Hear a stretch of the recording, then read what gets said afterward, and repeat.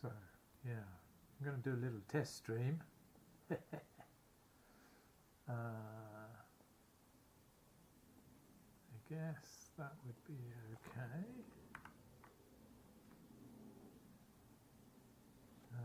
Seems to be okay. I've got coffee.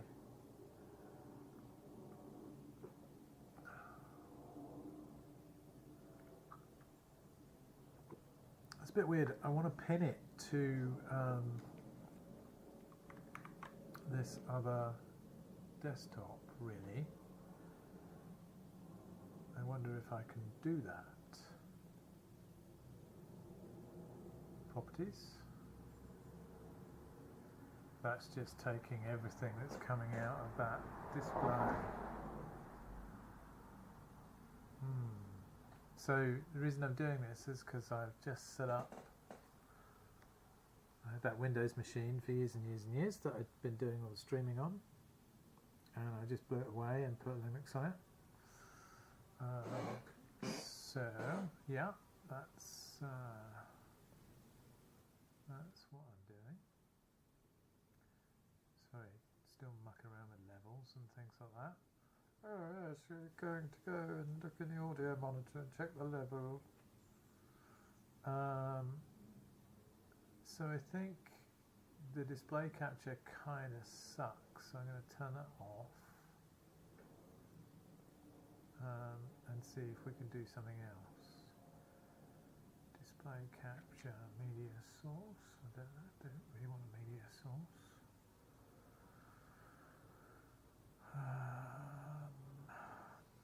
What's a group? No, don't want that.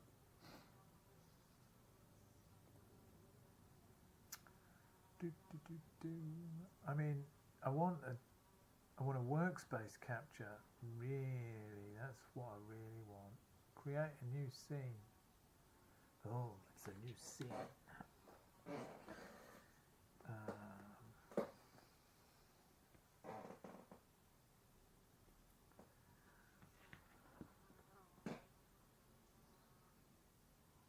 Yeah, that doesn't seem to be what I want.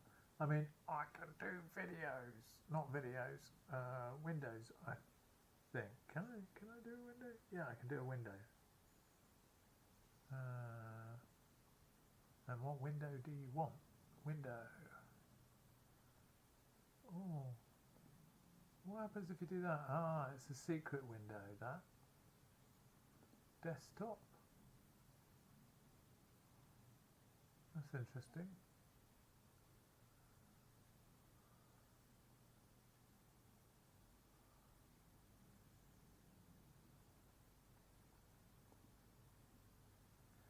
Got a lot of unknown videos. No, unknown windows.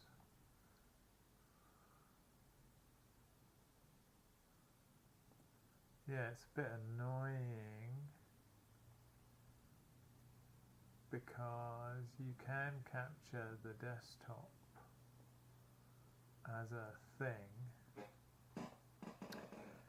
Let me do it for you. Hopefully, there you go, you can see it now. Let's make me visible above that. Oh, for God's sake.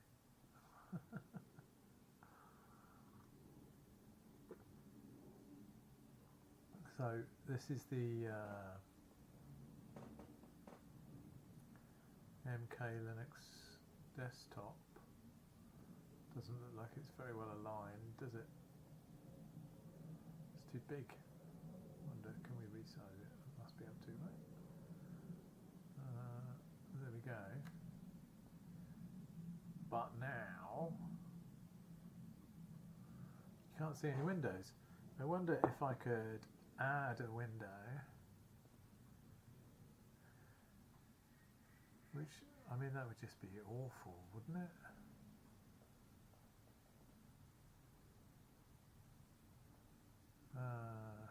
Yeah, look, you can do that, I think. I mean, but that sucks, doesn't it?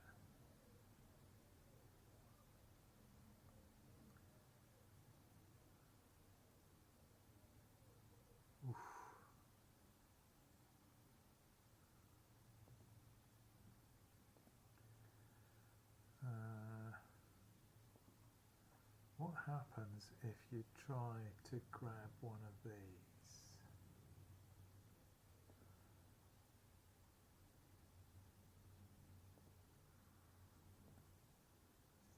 So I've got a bunch of shells. Not that one. Maybe this one. So they're see-through. Oh yeah, look, it does show up okay. That is nothing like the shell that I've actually got there. And that's because, of course, it's too big, it's being independently placed. So, it's quite strange because I don't think it's that big really.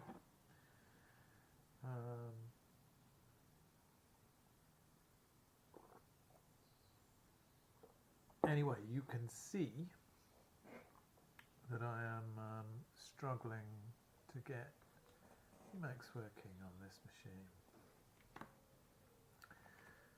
So maybe I'll do this for a bit on stream. I'm not sure I'm entirely happy with MX Linux as a thing.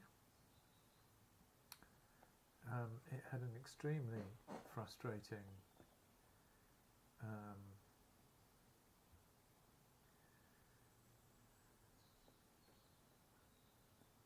installation process. Like, it was awful. But hey, so one of the reasons I've done this is because I wanted to write some code. Those of you who've watched my streams before will know. Maybe I could just add it.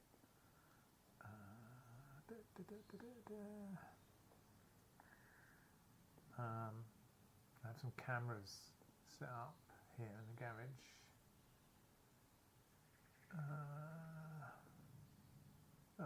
Here we go. Let's make this much smaller though.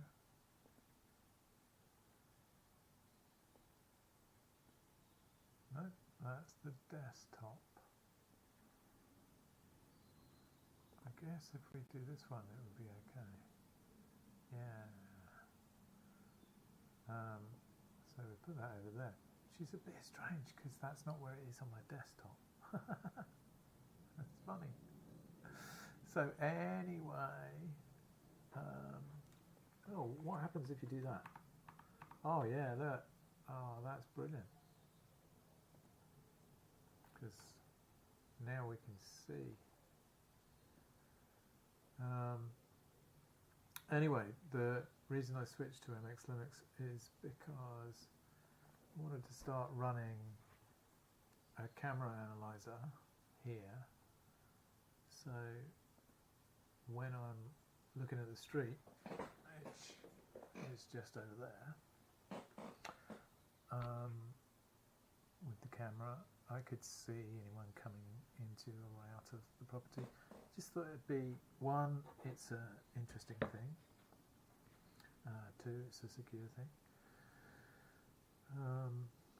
So we've got the cameras running anyway, but we've got no capture of them right now. So it's so easy to write code like that now because you can just use an AI to help you do it. So that's what I'm doing. But of course I've got to get this machine up and working and all of those things. I tried compiling a relatively small image analyzer, NN something, can't remember what it is, and it blew up my 8 gig ThinkPad. Like, I can't build it here, but this machine's much closer to that. So, oh, noisy chair. So hopefully we should be able to do that.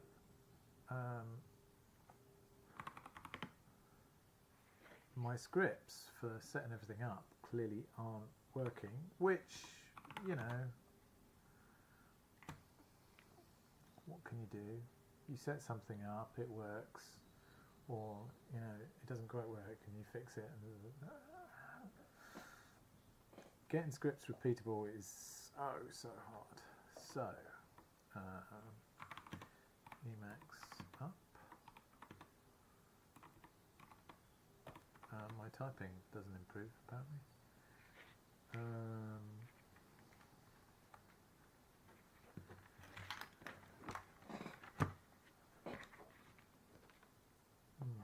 Trapping the headphone cable under the keyboard doesn't help either, I think. Anyway, I think it doesn't have, it can't see the Emacs program, but that's probably because we haven't altered the path.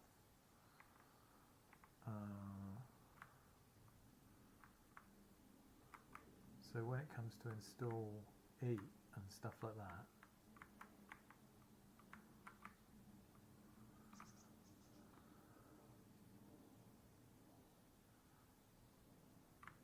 so yeah, we do this,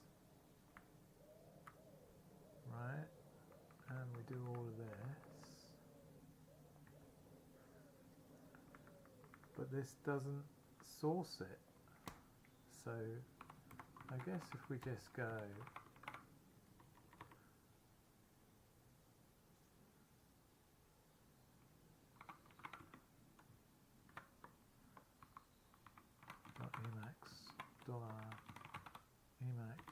$Emacs_version. Oh, RC.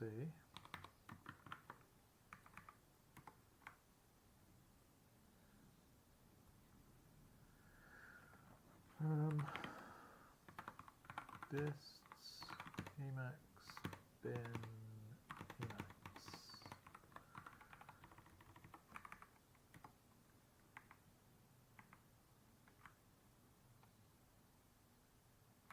And I think it's this that's failing, isn't it?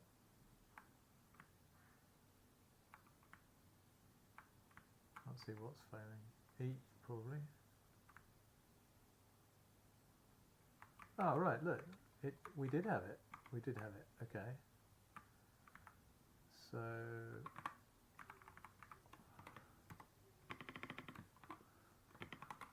this just calls Emacs. Maybe we need this.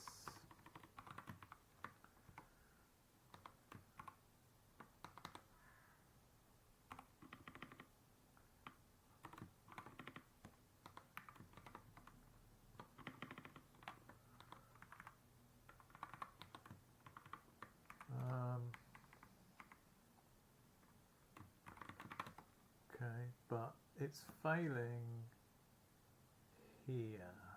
Emacs, no such file or directory. So what does this do?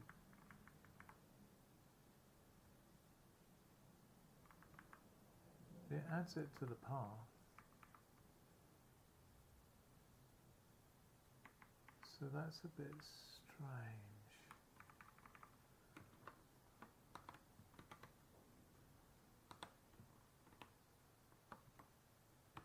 Oh.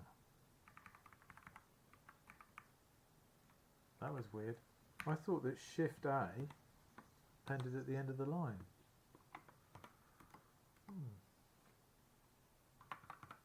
Oh, we've got caps lock on or something. That's why it does append at the end of the line. Echo new path is $path.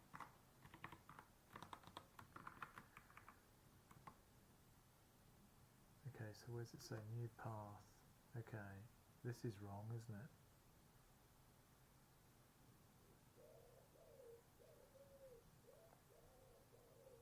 But it doesn't seem to have the Emacs path in it. I wonder why not.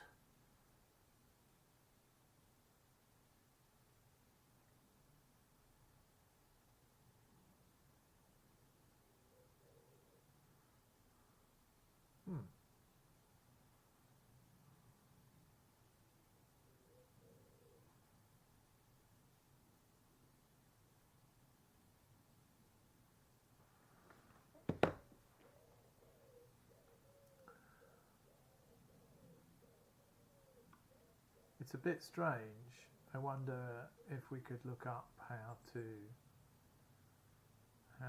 do all of this, you know, differently, so that I could just get the desktop. So it's a bit odd. This is a very testy stream as well. I say like 15 minutes in or something. Oh yes, look, I've got a timer there. Thank you very much, OBS Studio. Because it tells me, yeah, so I'm 15 minutes in. This is entirely a testy stream. It could turn out to be absolutely awful, in which case, many apologies. You know, what an awful thing for me to have done to you. Cat dot emacs dollar emacs underscore version. So one of the things I've been working on is I finally, like with all the Omarchi stuff, I hate that guy. I've never liked him. I think a lot of that is just jealousy. Like, I consider myself a pretty good systems programmer. I don't feel like living in Britain, well, maybe haven't had the opportunities that you'd have if I was in America. In fact, I remember I did a startup, well, I don't know, 20 years ago, 2008. It was around 2008. And after that, I'd crashed and burned. A VC phoned me up about a year, maybe 2 years afterwards, and said, "Oh, hey, you know, wanted to ask you some questions about that thing." I think he was considering funding the founders. And anyway, he was saying to me, "Would I consider moving to America?" He thought that I'd find lots of opportunities and da da da da. And, you know.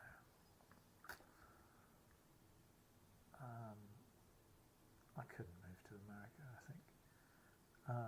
I'd even less likely to want to move to America now, I have to say. But at the time, you know, it didn't seem like an attractive move. But probably, I think it's fair to say I might have benefited from it from a career point of view. Anyway, oh look, it's constantly failing at this. 194, it says. Export. It doesn't. What's that? Look, this is a bit suspicious, isn't it? Anyway, DHH. Yes, so I feel like I've never really liked him, and that might just be jealousy. But also, he does say the most ludicrous things. Like he was on YouTube the other day, I was watching, and he was saying about, oh, everyone in Linux is, you know, an idiot.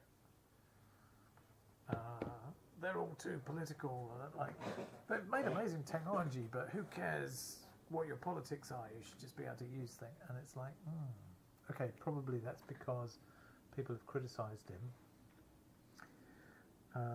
for his politics, and I think he doesn't like being criticised.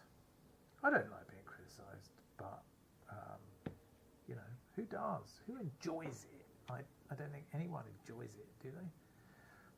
But you've got to listen to people's feedback. It doesn't mean you need to execute on it, but you should listen, maybe. Anyway, so he's a total drongo, as the Australians would say. That bloke. I'm also really jealous that he's still got his hair. That's another problem. So I might be a little biased in being a DHH hater. I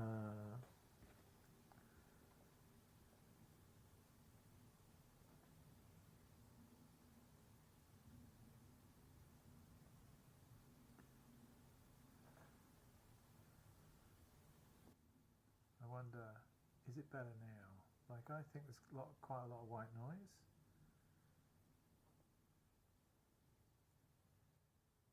I can hear it on the monitor. It's quite difficult to get rid of. I don't know if I move the mic. If I change the input source, I don't know. It's very difficult. Anyway,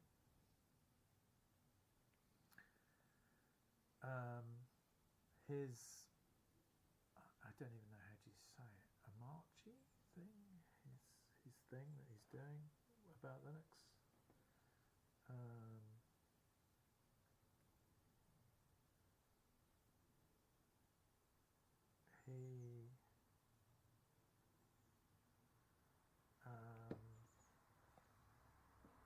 Yeah, he's made quite a big fuss about it, and I think that's only because he's kind of already famous and people listen to him. Somebody said that he's made 8 million quid from it or something. Somebody's given him money. I don't understand. But if anyone, just to be clear, if anyone wants to give me 8 million quid to dick about with Linux, that would be fine. So when we go type minus p Emacs is not equal to Emacs. Type minus p, so dollar Emacs is that, right? And then if you say if type minus p Emacs, what does that do? Type minus p dists Emacs bin Emacs. Oh.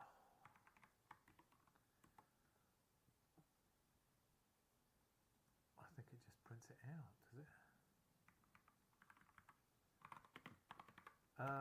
Yeah, so it made me think about doing a lot more Linuxy things again, or it made me think about a problem or a thing I've been thinking about solving for, I don't know, 10 years now, that I would try and replace a lot of the crufty crap that I think is in Linux that I don't like.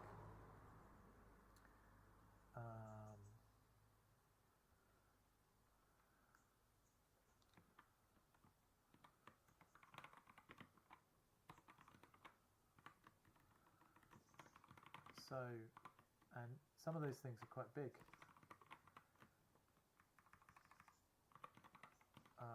Like, right now, I don't like Shell. Like, it's brilliant. Don't get me wrong. It's brilliant. It's genius. Shell is absolute genius. It's a really clever thing. But it also sucks. It's a terrible programming language. And it's a sort of bad environment. I mean, if it was good, maybe it'd be more usable. And I think a lot of the reason for that is that it's doing too many things, or it's living under too many constraints. And it's interesting because actually Microsoft threw away some of those constraints but ended up with worse solutions. So some of the constraints that are problematic are like the whole terminal thing, line-oriented input, the expectation that you're using an RS-232 device rather than a modern network with modern display drivers, and all of that. Like if you fire up a machine these days, whether it's a Raspberry Pi or one of these things that I've got on my desk, or it's a Mac or whatever, they've got capable screens. Like you are never talking to a terminal. You can agree to talk to a terminal, but it's extremely rare. So why is the primary use case still dominating everything? So it's still a problem.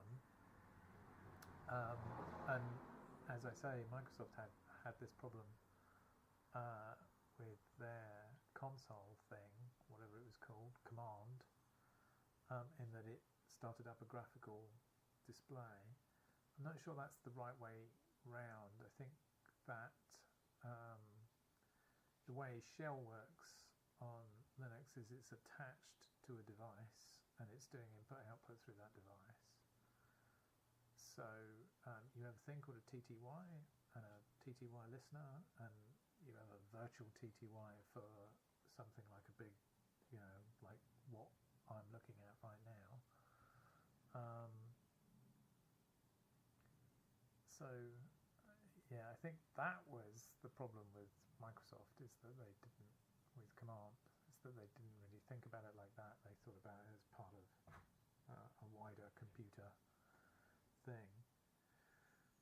So that's one, anyway, that's one of the problems, optimizing for the dumbest possible protocol for talking.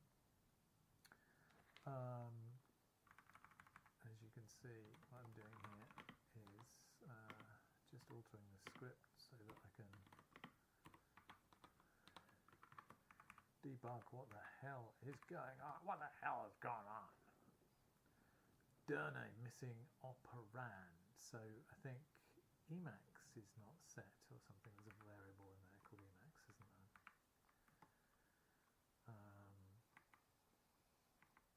We should leave Emacs to edit this file, which I probably could do because it is installed now. Anyway, where did Emacs get set? Did it get set? I don't think it did, you see. I think we're trying to say that. And then, so $home dists Emacs version. What's the Emacs version? Like, why not? Oh, this didn't get output back.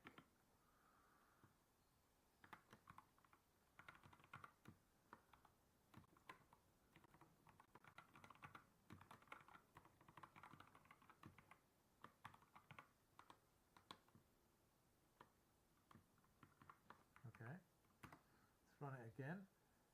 Okay, so what it output was Emacs. So is it just a matter of the export? Maybe we should just export it.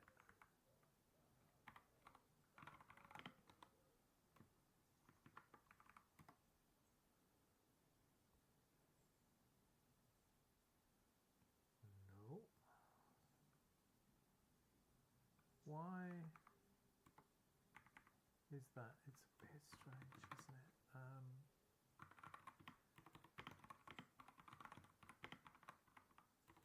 Have mvim here, do you think? No. I do find, so the point of MX Linux is that it's supposed to be like Debian packages, but maybe a bit of an opinionated thing. It's not configurable, which makes it a bit easier. I mean, that's strange, isn't it?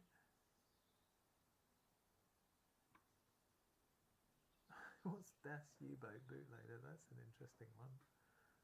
We shall have to investigate that. Why is nvim not there? Not there, oh my god. So what vims have we got? Oh, NeoVim it's called.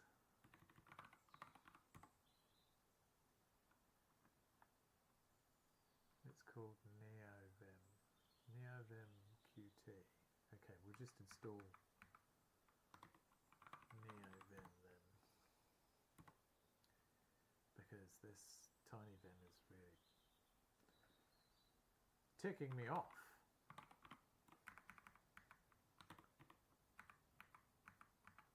The prompt's bad too. And I bet it's that. So the package is called NeoVim, and the command line is called, or the command is called nvim, and that's pretty annoying. Anyway, what was I saying?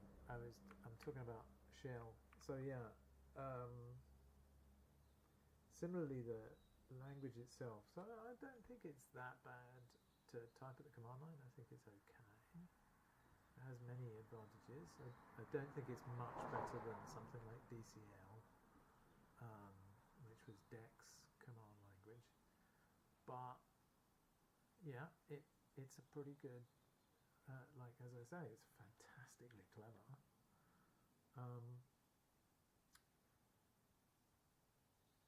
Anyway, what could we do instead? So what are the, oh no, wait, what are the other problems? Oh yeah, the other problems, in order to get the power of the shell, you actually need a lot of other programs. It's not just shell. You need grep, you need sedge, you need awk probably. In many cases, these are super frustrating to some of us who are maybe overly tidy-minded. Why have we got awk and sed? They do almost the same thing. It's just quirks, right? But if you want to do something like, find a pattern in a string, you have to fire up an entirely other process, and you have to depend on that process. So if you've ever tried to write portable shell, you'll know exactly what I'm talking about. Shell is a nightmare because of these dependencies like grep and awk and sed, because those things aren't fixed. If you switch the type of Unix you've got different greps and awks and seds. Even now, there are two really common seds. One on Linux systems, GNU sed, and another on BSD, which is BSD sed, and they've got totally different command line parameters. So if you try and write common shell between those two things, it don't work, which is mad, totally mad, completely bonkers, right? Insane.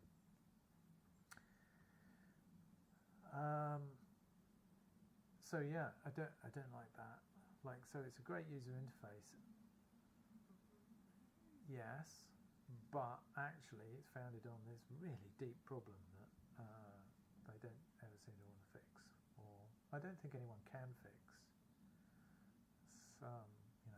It's too crazy. So people have written new shells, fish, Z shell, all of those things, and people get excited about those, and those are transforming one or other aspect of the experience. Mostly I think those things have been focused on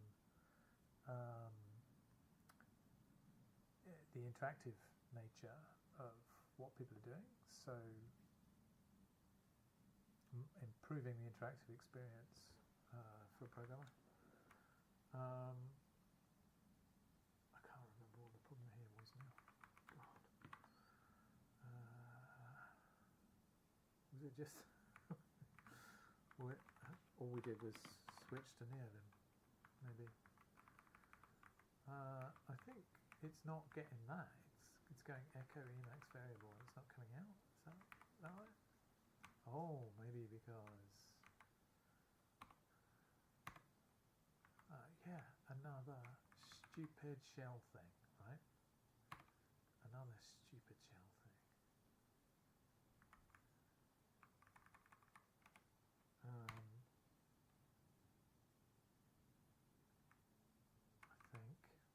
I think, yeah, all of that, yeah, pretty sure.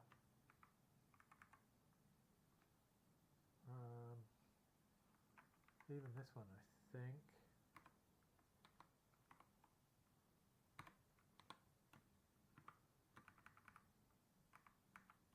Let's try again.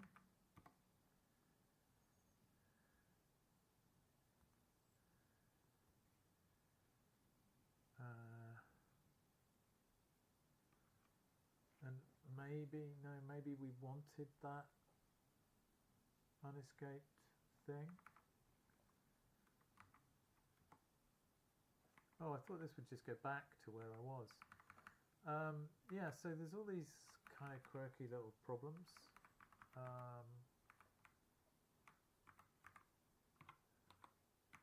think that is correct. I think that's what I want.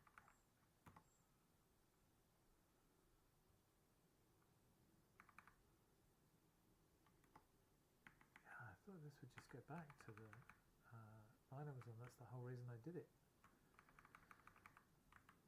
I don't know Neovin very well. Probably it does it, and I'm being a dick.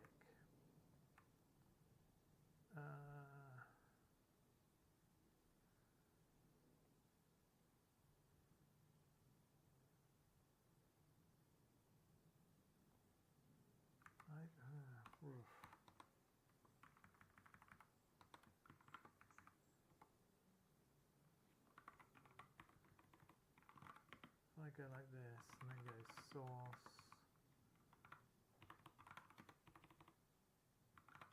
dot emacs, then we go like this. Yeah, that looks right, doesn't it? Yeah, so there's all of these scary things.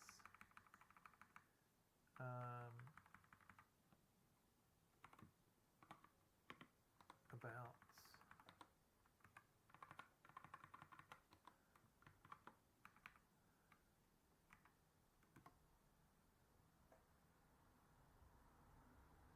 taxi to any doesn't exist. Don't know why that is, because that should be in the path as well. And so what is my answer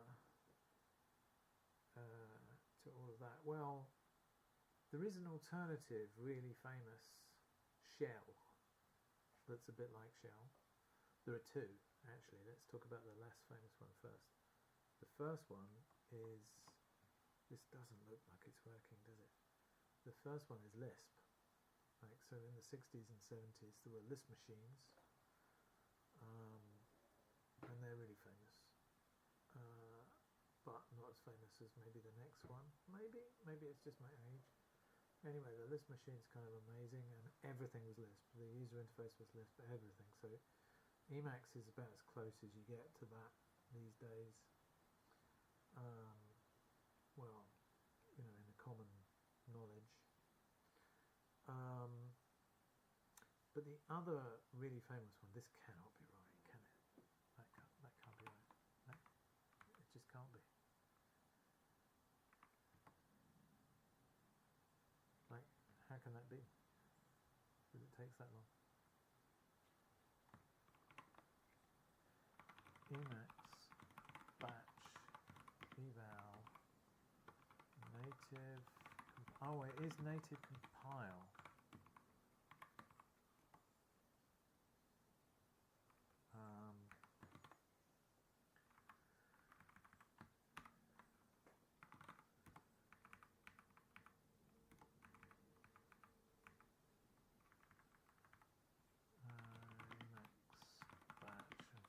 Again, I can't be bothered to go and use the mouse to cut it.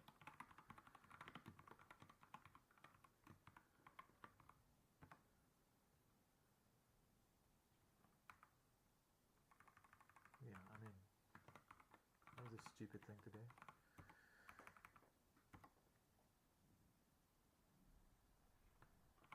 So why is taxi to any not there? Let's try and fix that. Tex info bin taxi to any.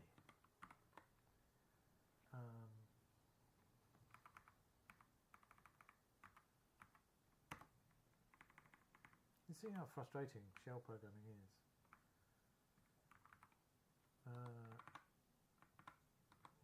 Let's get rid of that. I mean, this is nuts, because I think this definitely needs to be up here. I don't understand how anything would work otherwise. Like, all of these things are calling Emacs, which doesn't exist. Now, when we do that, right, so I don't actually know when I'm programming in shell, is this in the shell or not? like, is this all a separate shell? I can't remember. This is part of what I'm saying. Is it's really frustrating. Shell programming. So in shell, the idea is that you can spawn off another shell really easily. So the most famous example of that is what's called a pipe mill. So maybe you're looking for a term in file, and you might go like this: while read line do echo $line done. But what you don't realize is that this bit here is inside another shell. In fact, this whole thing, so it's inside another process. So those two processes are not mutating each other. And so yeah, that's going to be a problem. So I think what I'll do is I'll just set it here. I've got it somewhere. Where is it? It's down here. There we go. There we go. So now I wanted to set it sort of here.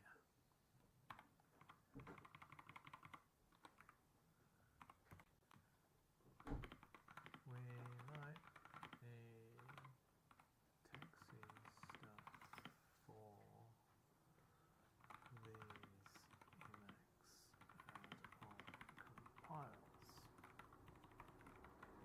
Yeah, so this machine was this amazing thing, and everything was Lisp and the Lisp machine, and that was the user interface, and it was very like shell actually theoretically, but nothing like that to look at. I guess I'm going to leave it this time because it's doing a native compile, so it might take a while.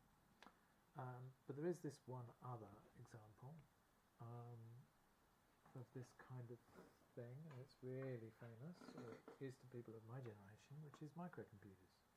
So microcomputers, we had BASIC as the shell. So you used to be able to, can we add a tab here? Oh, you can do everything but add tabs. There we go. So in BASIC, even if you had a disk drive, which were rare, like, and no one had a hard drive, but you'd have something like star-dir files or directory, and I think you had star-cd, and you could do that. And there were all sorts of things like StarFX and stuff like that that would be used for dealing with the computer, and BASIC itself was often just used as the thing. So in BASIC, like you could do this, and that would load a BASIC file into the memory, and then you could say list, and you'd get the source code of the BASIC file, and then you could type run, and you would be able to run the BASIC file. But you could also type chain file.bas, and it would load and run it. And actually, when you got games and stuff like that, when you got third-party software from the shops or whatever, a lot of the time they just had little BASIC bootloaders. They were nearly always written in machine code, assembly language, with lots of copy protection and stuff like that, but they nearly always, that was the user interface. There wasn't another way to do it. That was the way to do it. So it was just like shell, right? It was programmable.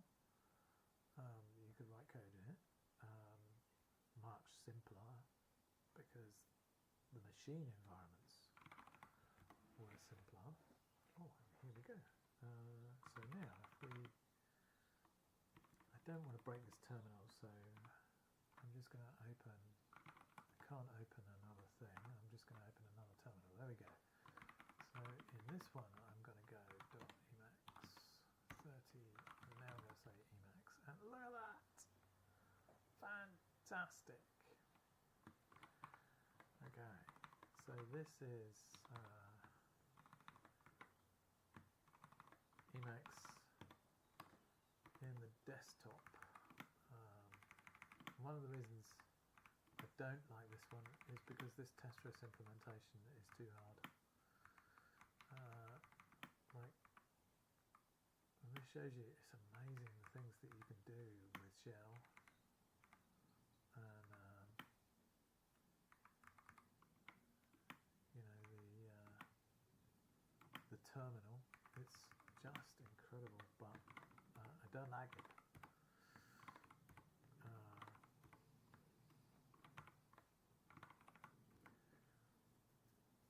So, oh, also, we were looking at that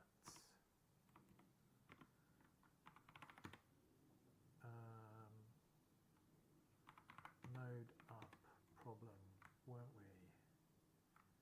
Like, the problem here is that dist is set with that on the end,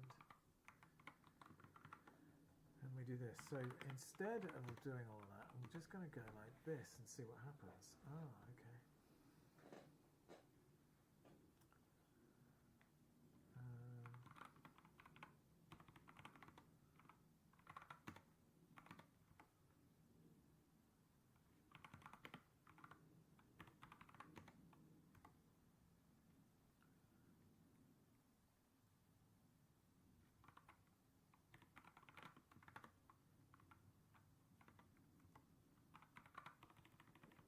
Okay, so what went wrong there in mikup.share?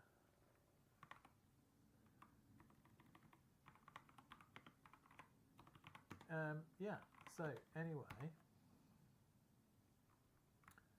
basic.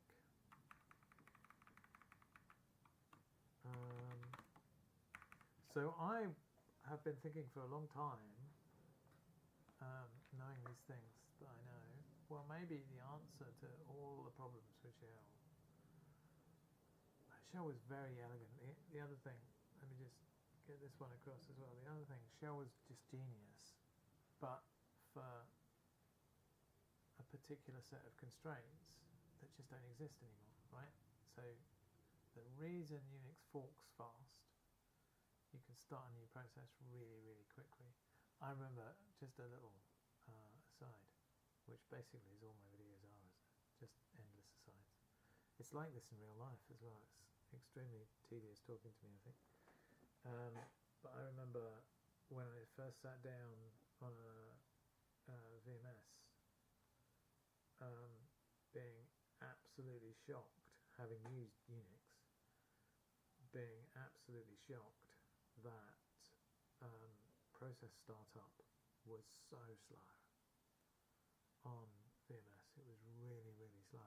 And then it was kind of slow on Windows too, because Windows sort of inherits from VMS. All the same people ended up, the people who designed VMS ended up working for Microsoft, because Steve Ballmer was good at hiring people, good at hiring engineers. Anyway, Unix forks really, really fast. And the reason for that is so that you can start grep from shell or whatever, you know. So the pipe works. The pipelines work as a tool. I'm convinced that that's kind of why, right? I mean, a lot of decisions led them down that path, perhaps, but there's a feedback loop. So when they started building documentation systems with things like Trough, they needed fast pipelines, and you know, it's just completely natural. So Shell doesn't have to be this big thing. It doesn't have to be a great big programming language, because it can just fork. and that was really elegant. And then not only was it really elegant, it was costly back in the 70s. It would hurt, like you'd have felt the forks. But then, as computers got more sophisticated and more powerful, you wouldn't have felt the forks anymore. Like, who notices that anymore? When we go, you know, let's say cat.node. Well, I need something bigger than that. Don't know if I've got anything bigger than that. Is there a README in Nickup? Yeah, there is. So if we go cat Nickup README, and we go grep for silent art, it's obviously, or maybe I could do this. I know that's in there. So, you know, that's a great user interface, and we don't notice that cost. Like, who notices that cost now? If we go time, who notices that? It's crazy. So yeah. Okay, I'm just going to go to have a comfort break. I'll be back in 2, and then I'm going to tell you what I'm going to do.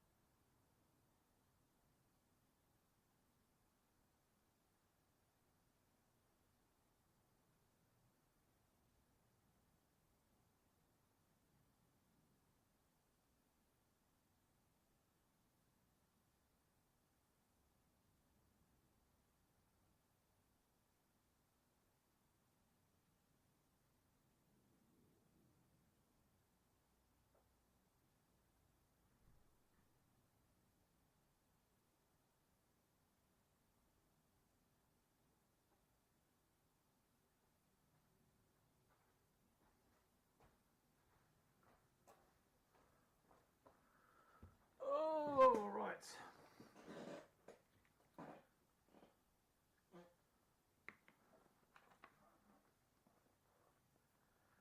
So,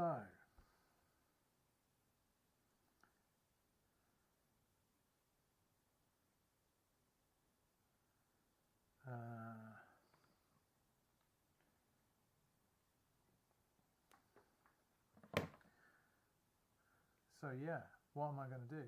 Like, okay, so there's a Lisp thing, and everybody knows I'm kind of a Lispy guy. And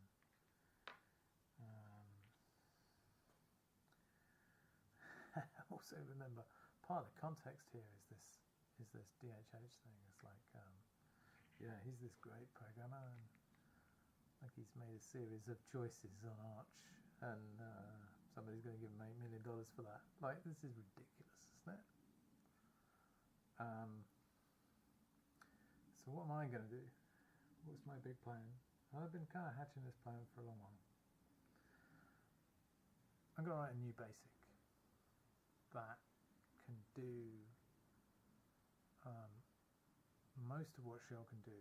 So it won't be a shell. It won't be a born shell in that sense, or like even a Thompson shell. I don't know what you would call that, but like it won't be like this. It won't be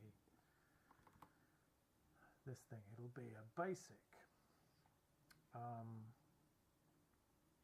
And I'm hoping I can make it init1, like the first process in a Linux machine. So no systemd or anything like that, just this thing. And I'm hoping that I could make it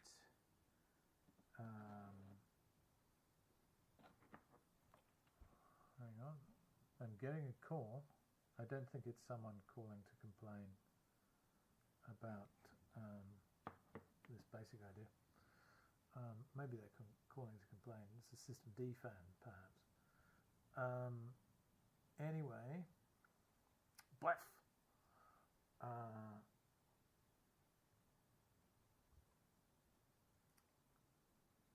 So yeah, I'm hoping that it could do huge amounts of the work. So it can. The idea is that it would be able to spawn itself. So it would be able to fork. Unlike lots of modern dynamic languages, Python, JavaScript, all of those things, they can't fork. They can start up a new process and all of that. But my basic, which I'm calling initBas, because I'm hoping that it will be the init process for me, that can fork. Like it's going to fork. So, you know, it'll just carry on from the same point in the program, just like fork does in C. And so you should be able to implement things like grep and all of these things in initBas.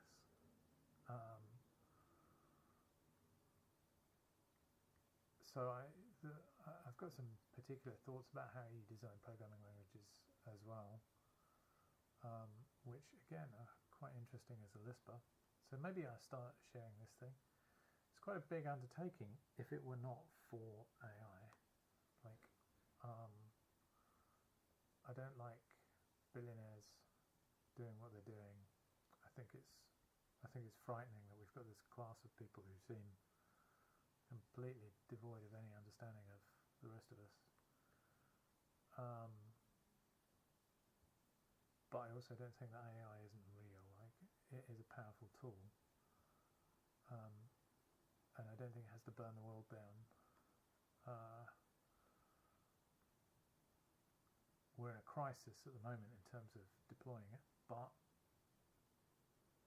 I think it could be useful for many things. I don't think it's a super intelligence. I think all of that discussion that is coming out of the Western AI world about, oh, it's God, we've invented a super intelligence. Oh, look out, this will happen in the next month. Oh my God, it got out of our lab and broke into things. Like, that's all crazy nonsense by those people.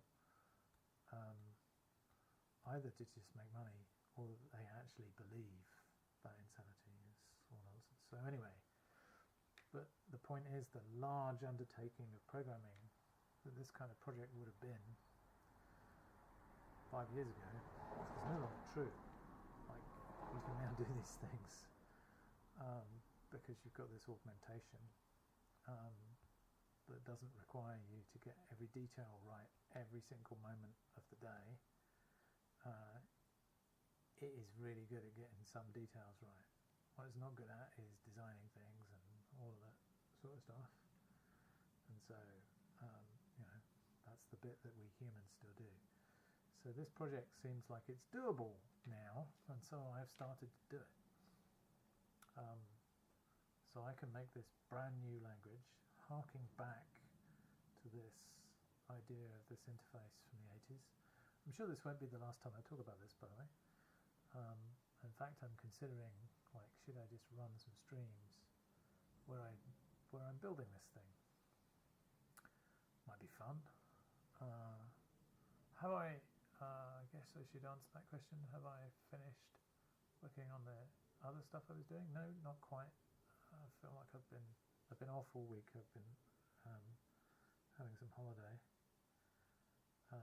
having not been off since April or something. And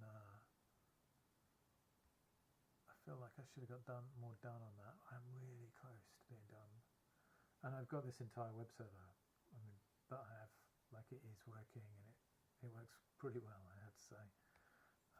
And it's hosting stuff, and yeah, it functions well. So my chat application, I haven't quite finished yet, but I will do. And so I'm approaching the point of needing something else to something big, chunky to take up my time. And this is what I'm going to do. I'm going to do this programming language thing. Now, let me just get back to this for a bit, because I've realized that we've got this Emacs up thing, and we've got without X. And actually, I think I do want X, so I'm going to get into trouble here, I think, because I doubt I've got the libraries installed.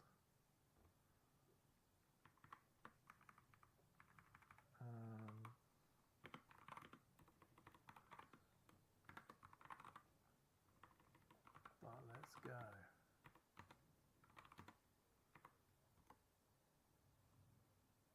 We in that other term? I can't remember.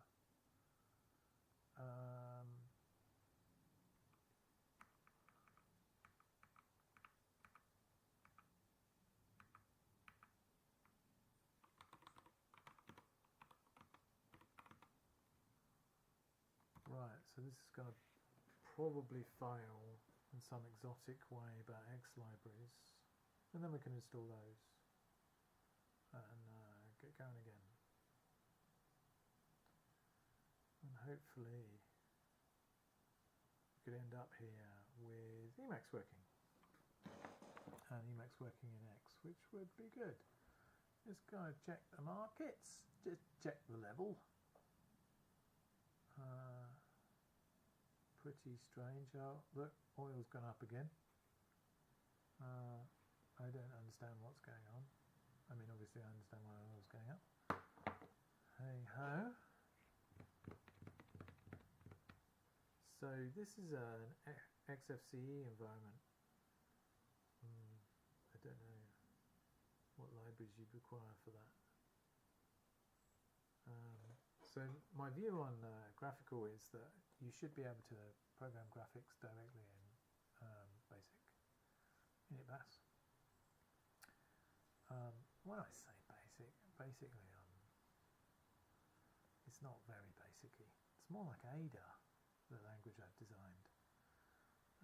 And by designed, I mean, built. I'm actively working on this with an AI assistant, which is Claude. I haven't got enough compute resource to run a decent agent. This machine is 32 gig. Potentially I could do it here, so I would desperately like to get off Claude. It's fine to work on Claude with an employer, but I don't really want to be giving my information to it. Anyway, so yeah, graphics. I think you should be able to program graphics like you did in the old days. But I also think you should be able to start like an X window in your whatever your screen is. So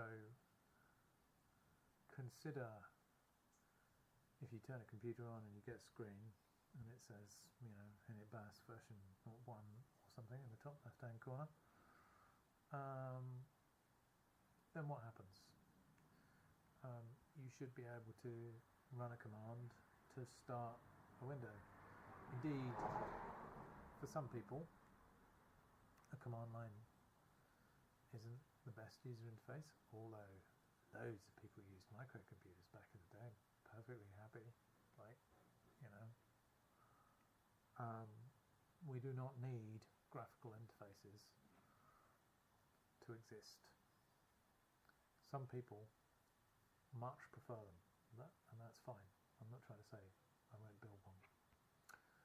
So anyway, I think you should be able to start a compositor area of the screen, either an area or the whole screen, and then you'd have almost exactly the experience that you have like the one here. You'd have a desktop and Windows and, you know, all of that. If you don't want to do that, you should be able to have a screen with basic running in it, subdivide the screen, and put Windows in one part of the screen, so much more like a tiling window manager, but not a tiling window manager because I'm not really talking about X or a thing with a window manager. I guess you could call this a window manager in the most generic sense. Like macOS has a window manager and Windows has a window manager. But this is slow, isn't it? I have a monitor screen running. Let's see if we can add that window to our list of windows. Window catcher.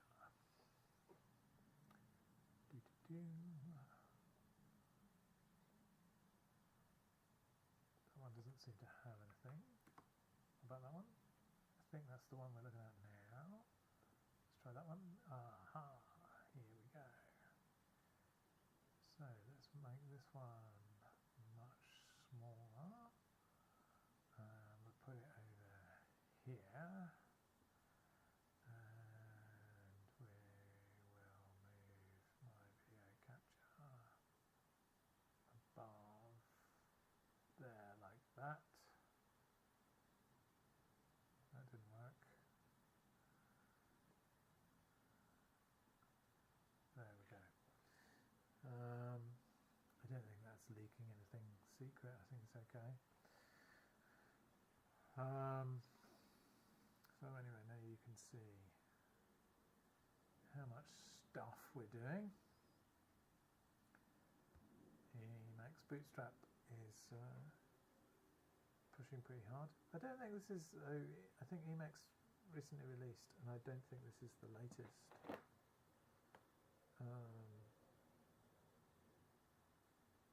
So yeah, that's interesting.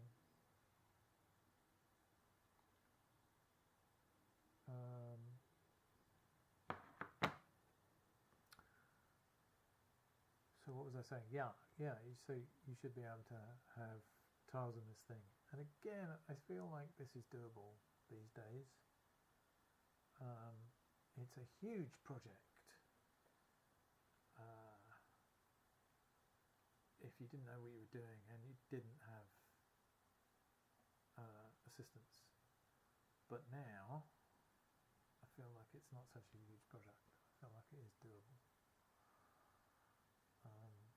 So I'm going to have a go, see where we get to. I've already got a language that works, and it's got lambdas, and you know, it looks a bit like BASIC or Ada,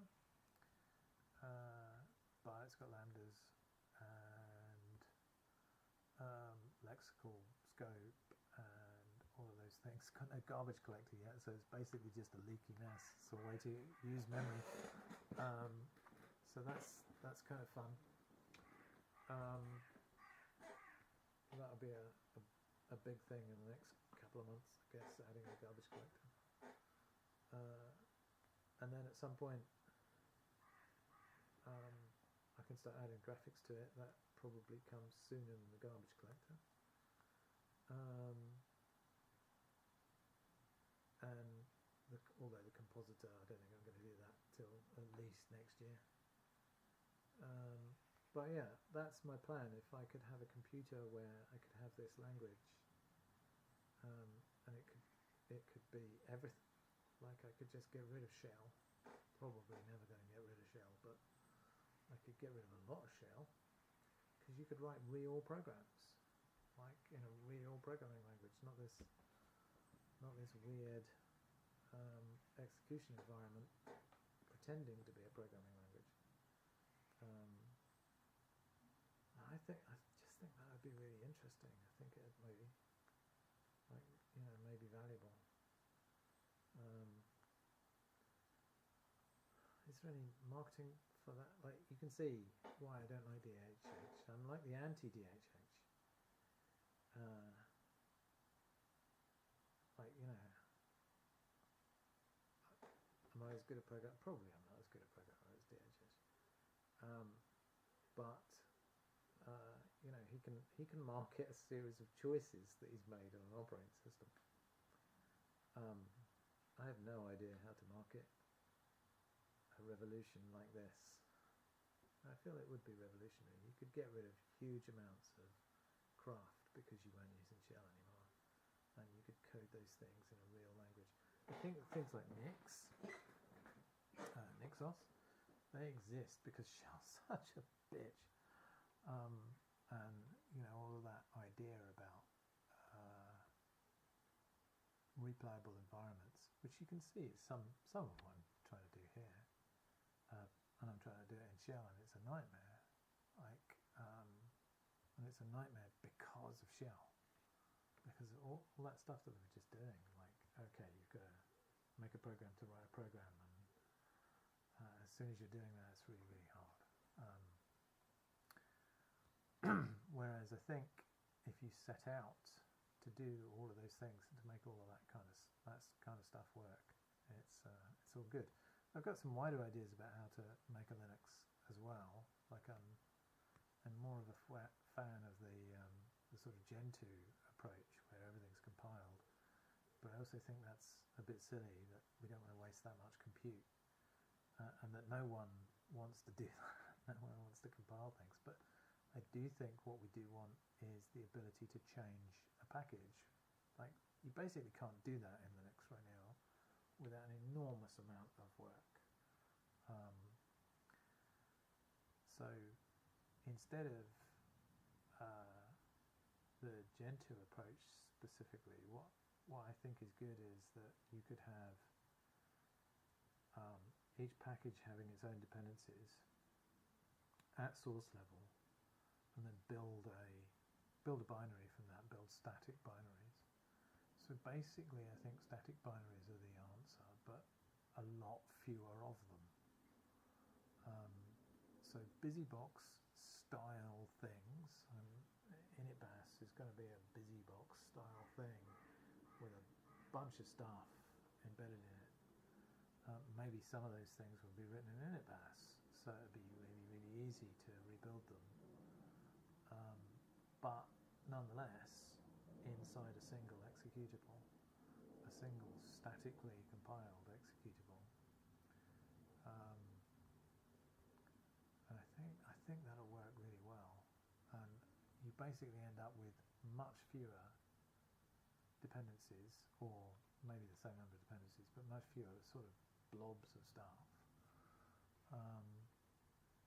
So what? A web browser, something like this tool, the what's it called, OBS, something like this is probably a desktop app, and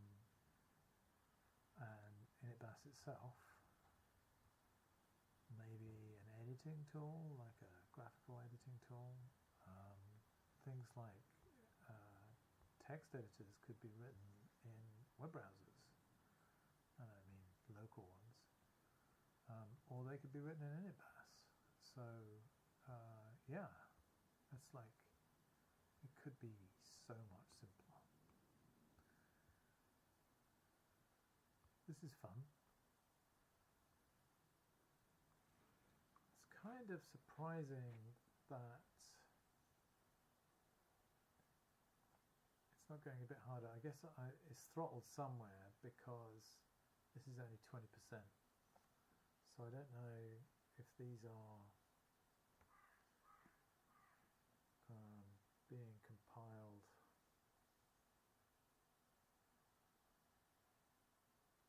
This is kind of interesting, isn't it? Only 8 gig used for all of this work, and I'm only using 8 gig. Absolutely amazing.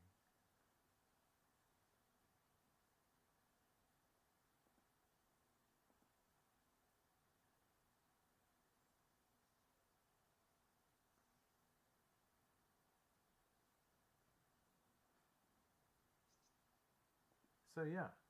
Anyway, that's my plan for fixing Linux, and as sort of prep for that, I did feel like this machine that's certainly was a couple of years ago at least, it was pretty powerful. This is going to be my key workstation, and so I just can't have it running Windows anymore. So what have I got? I've got a 32 gig Windows machine. I've got 16 gig Mac Mini, and I've got 2 8 gig servers, which just running. Well, let's go look. Switch router arrow 2. Yes. Htop. Sudo apt install btop.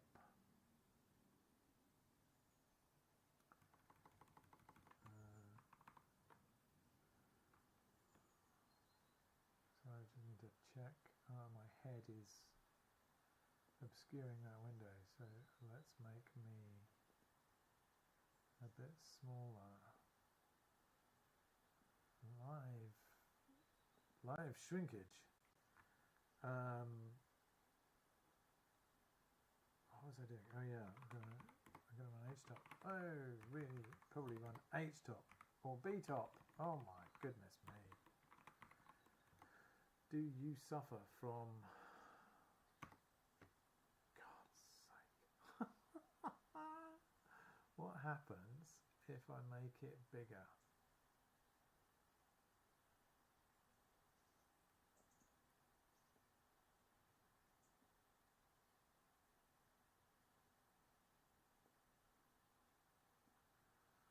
There you are. Wow. Okay. That's that one. That's that one. I don't know what that one is actually. That's that one.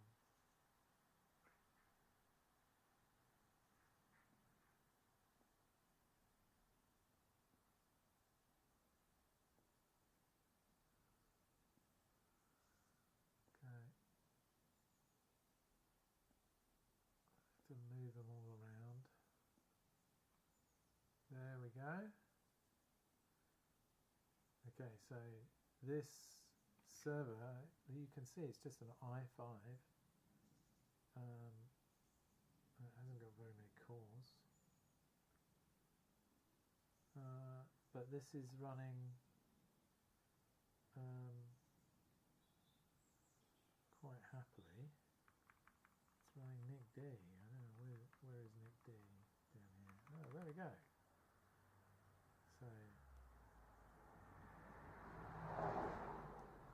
I've got a browser over here, haven't I? So one of the things that this is doing is the moronic owls.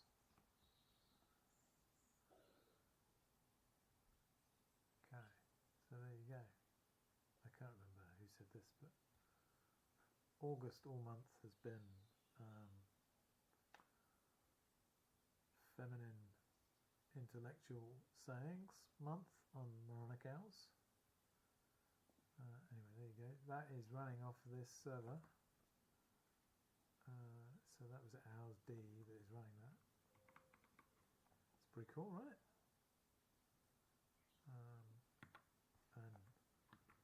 gig. Doesn't really notice. It's pretty nice. Okay, so we need to move this one over that one. Actually, no, go on, actually go there. Bom, bom, bom. There we go. I think that's right. Yeah, that's right. It's just that it's see-through. Okay.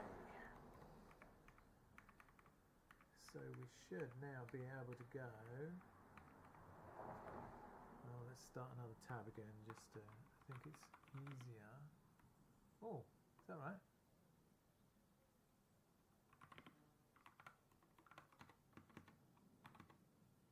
Okay. So I need to update that too. Emacs. No, that's still the other type.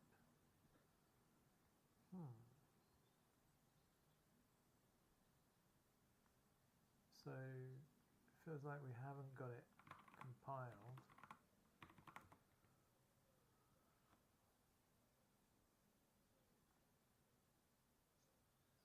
Don't know what this is. Tree-set JavaScript. That's not working either.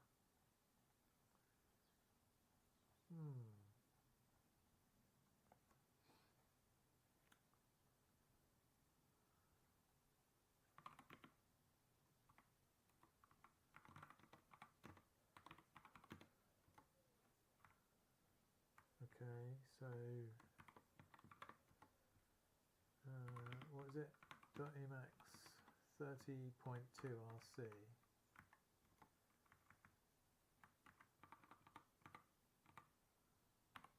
.2 RC.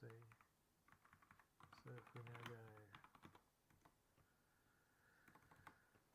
Okay, so this gets me my nice prompt back, which tells us the number of jobs we're running. And it means we can go like this. Make up Emacs up.show.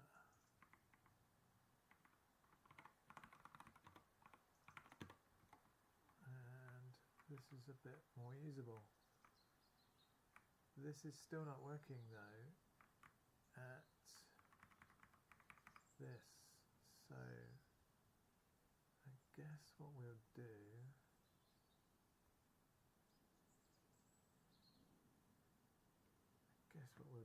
is we'll just go in and run that manually.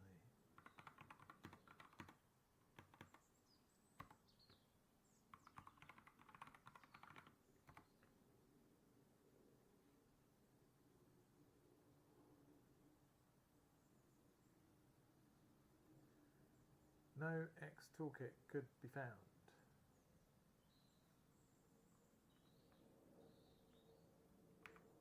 So with X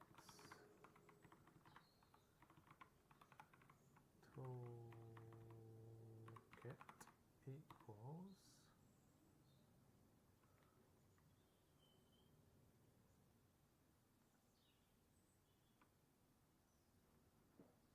configure. Let's run help.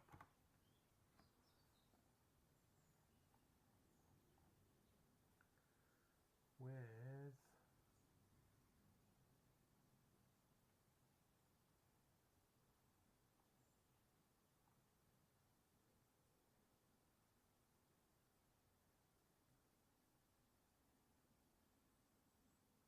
oh man, why doesn't it just say GTK, GTK2, GTK3?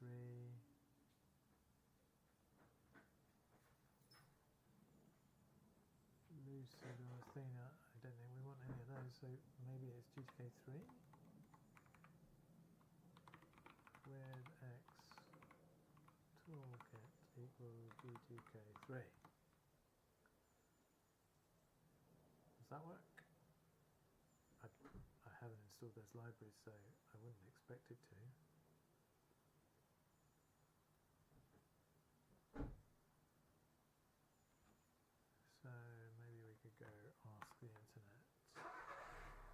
MX Linux GTK3 libraries.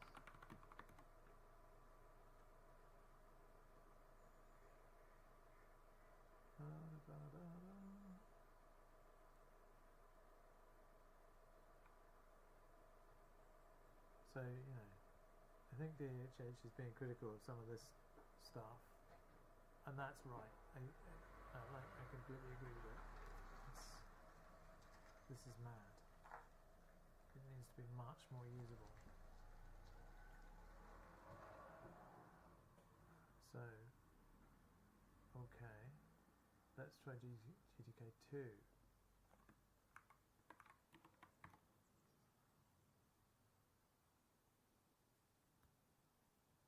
I'll wait for DuckDuckGo's search assist here.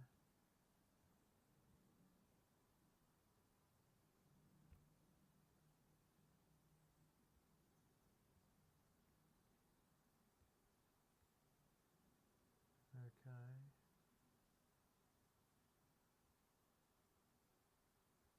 More.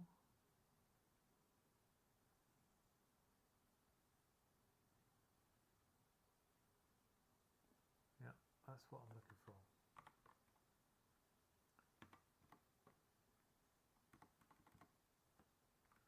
Yep. Whoosh. Look at that, how fast is that? I mean, it is amazing what the Debian project have done, isn't it?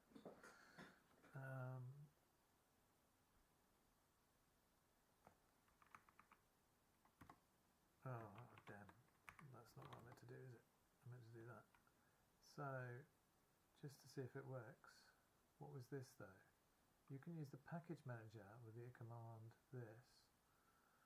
Okay, so maybe we try this?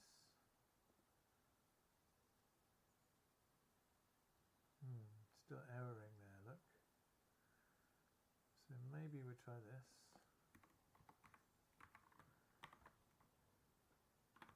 Yep. I don't know if I like that feature or not. I feel like I know what I'm doing, but I feel like it's a good feature for humans. Not to be arrogant or anything.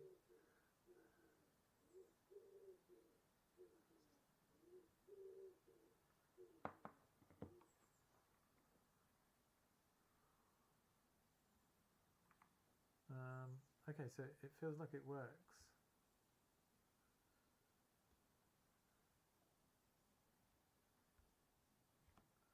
I don't feel like those things are necessary.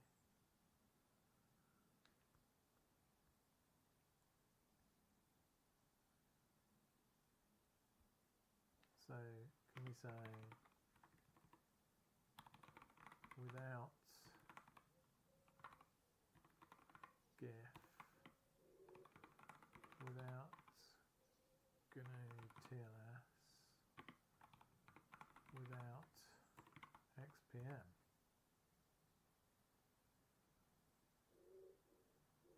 Maybe. And if we can, what we'll do is we'll take that line and we'll put that in the Emacs up. And then for next time I want to write, it will be there. I think I might have done these things already on the other machine and I never saved them.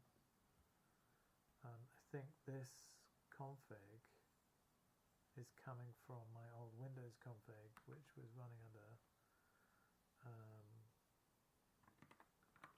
WSL, and so I only ever had command line Emacs.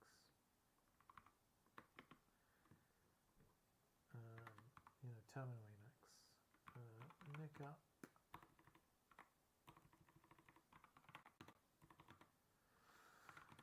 Emacs up.show, you can see we're echoing it to the end there, and then we can just go nvim.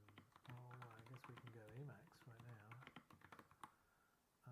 Nick up Emacs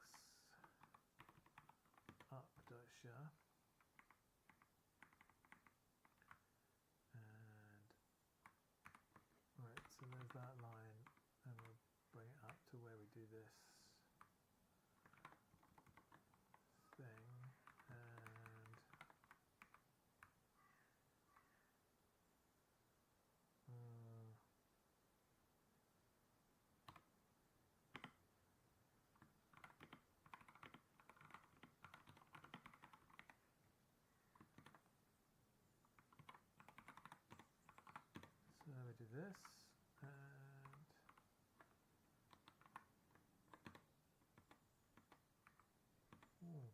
Can you not do that maybe? So we'll put this on the next line down.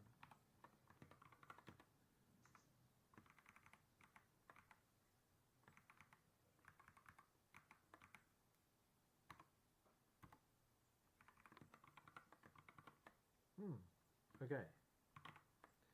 And now we should be able to go, get rid of the Emacs again, so it stops us being able to use it, but it's the cleanest way of getting rid of something, of reinstalling. And then we go bash, nick up, Emacs up again, and it'll run again. Probably we should have done something about the amount of grunt we could give to the compile, because it was very slow, wasn't it? But you know, like, so what, man? It's all good. Can't remember what that's from. Oh yes I can, it's the Big Bang Theory. I do not have any Vasa. I also haven't done any exercise today, so that's not good, is it?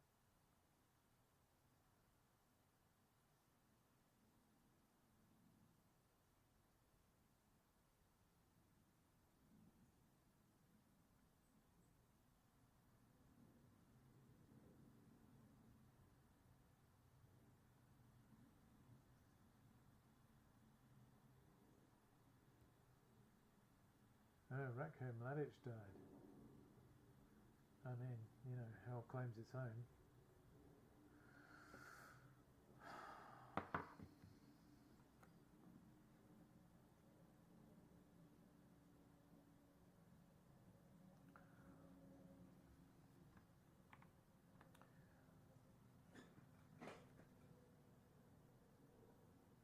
Oh, I don't know. It was a horrible experience to install, but actually this has been okay.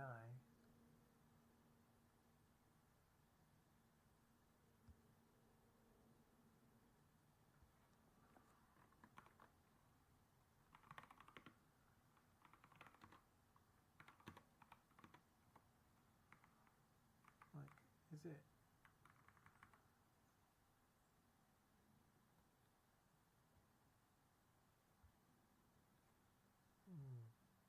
I think, you know, make minus J5 or something would, maybe that's worth doing. Let's do it again. And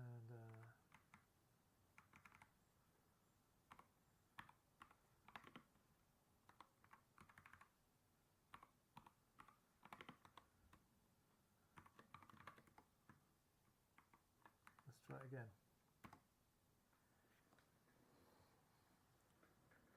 We're aiming to get more grunt.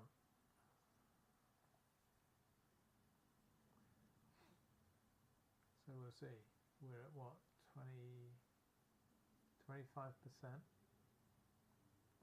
Seems a lot for an autoconf actually.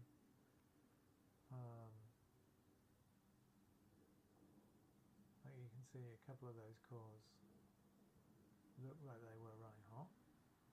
Now let's see what J5 does. So we've got 15 cores, right? That's the way I'm reading this. 16 cores.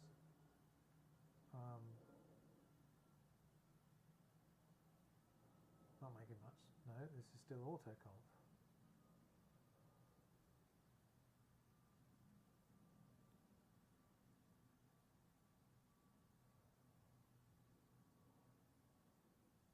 Right, here we go. So it's going to make a difference to the C.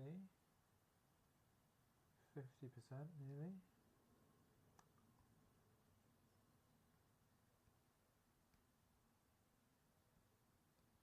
Yeah, so if anyone manages to stay this long, goodness knows why you'd do that.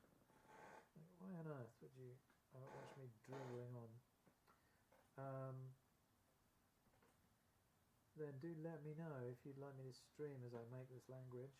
think the process is somewhat interesting, although it's not terribly interesting because it's just, you know, hey Claude, do this for me. It'd be interesting if I can switch to Quen or something like that. That might be interesting. Part of the appeal of AI is just having someone to talk to.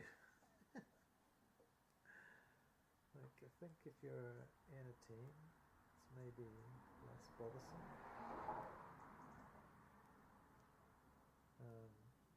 We just still haven't cracked the teams things. I guess that's another thing. It's like collaborative development is just still so hard. I like the look of this. I like that's got big. This is such a cool tool, actually. BTOP. Okay, nearly everyone knows HTOP, but BTOP is sort of better, isn't it? It's fancy, and I like how it gives you feedback about you know, disks and stuff like that. It's like everything you get from a really fancy tool.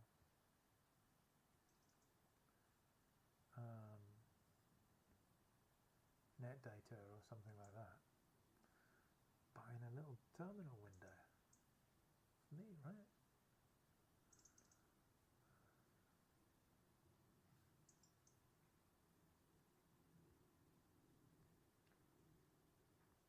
So I guess success on this stream will be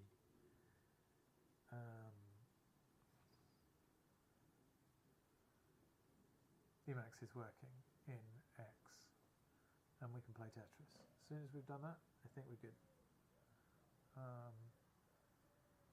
What would be interesting is, you know, switching dev. So I've got my 8GB ThinkPad, which ThinkPads are just such great machines, and maybe it's a bit heavy, but they're really great machines. But maybe it just doesn't have enough grunt for the things I'm wanting to do. So yeah, I've also been working this week, as I've been off, on this thing where I take this camera feed and run it through a detector. So it's quite interesting. Like, we build a single binary, and it's got the NIC web server in it. So the NIC web server can control everything, and it's a user interface. So anyone in my family could control the cameras, or maybe in a house.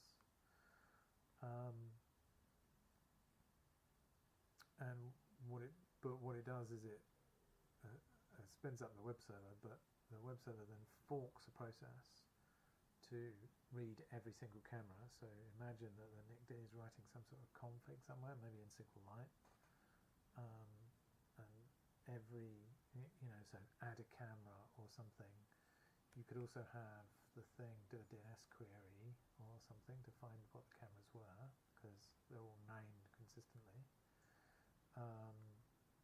So, you know, you've got a user interface in which there are candidate things to the cameras, or that you could add an address for a camera, and then when the web server gets that, it can just fork a process to go and start reading from that camera. So it starts reading from that camera, and then it forks another process to, oh yeah, that's the other thing, right? You don't really, if you're going to read from the camera, you don't want to save it on the SSD, because you'll trash the SSD. The whole thing, oh, okay, it disconnected and reconnected apparently. Hopefully it's fine. Anyway, instead of doing that, what it does is to kick off the build a RAM disk, basically. So the web server starts these processes to stream, and the streamer, the first thing it does is to call a thing that will set up a RAM disk, which obviously has to be sudoed. So it's part of the setup of the thing. You need to sudo this thing. So anyway, it'll set up a RAM disk, and then the process for streaming the camera. And the camera is streamed. The files, camera frames are just saved as files on a RAM disk, and then it sets up another process calling itself all the time. So all these processes are just inside, you know, the BusyBooks thing that I was just talking about. All these processes are just inside one big binary, and it's just calling itself with different arguments to do them. To, you know, so fork myself, run this other process, and the other process is itself just over and over. So you get a kind of strong separation as a programmer. You can see the separation between the things, but you don't pay for it. It's nice. So yeah, the files come in, another process is started for every camera, and that process is listening to the directory, basically directory changes in the RAM disk, and every time there's a directory change, that means there's a new frame, so it processes the new frame. And that's how you do motion detection. When you get motion detection, the detector then moves the file to solid state disk so that somebody can then go, oh yeah, look, we can see at lunchtime that was the postman, you know. So pretty interesting. The other interesting thing is I've got horses, as you can see. So I was kind of hoping one of the things that I could do is search the cameras for the horses, and I don't have full coverage yet. Like there are places where the horses go where you can't see them. So I've got pretty good coverage, but don't have full coverage.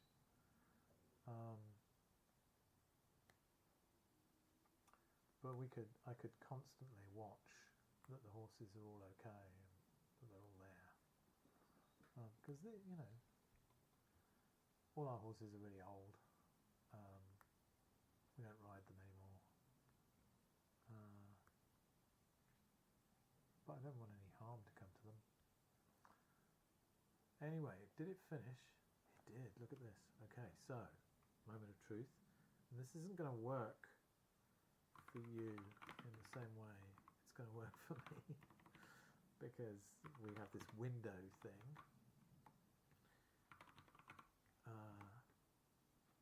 But yeah, wow, amazing. Hang on.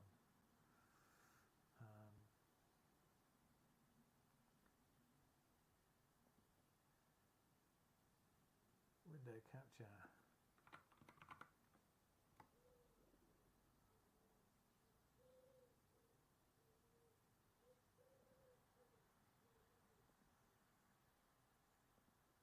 There we go. Look at that. It has been successful.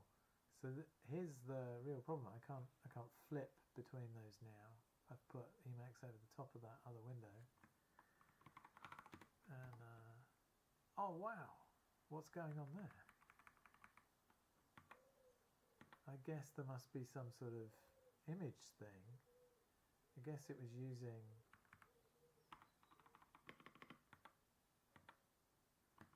that's really interesting.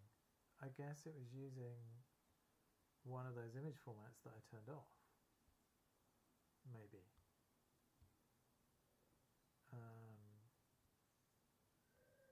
That's fascinating. What image format does Emacs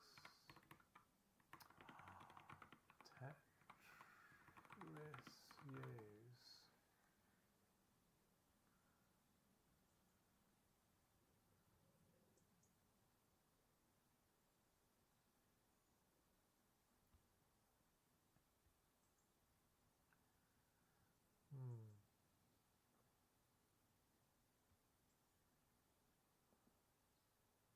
Can we tell looking in this?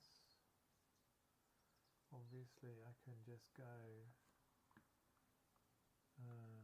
Control HF Tetris.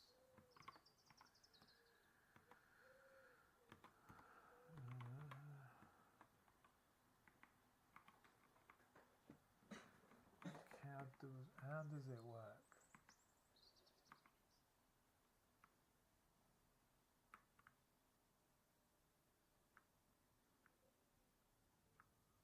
That's the TTY.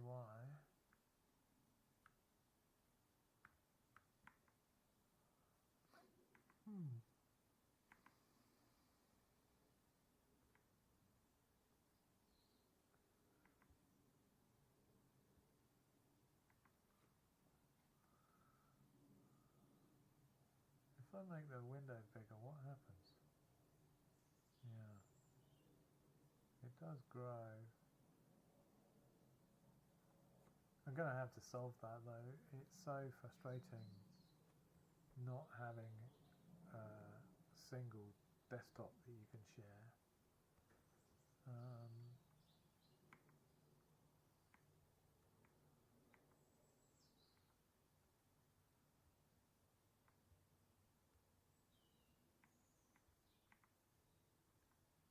I can't see what the images are. A bit strange. You'd have thought that this would be, glyphs would be it, wouldn't you?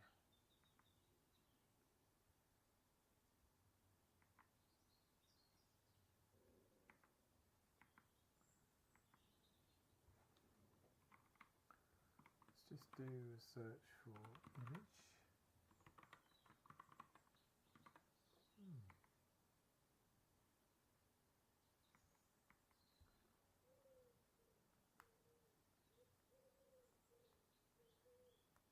That's very strange.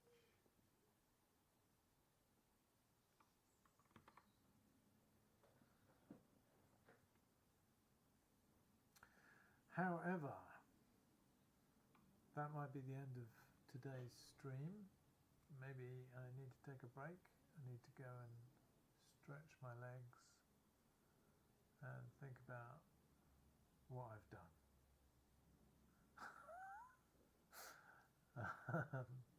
Okay, I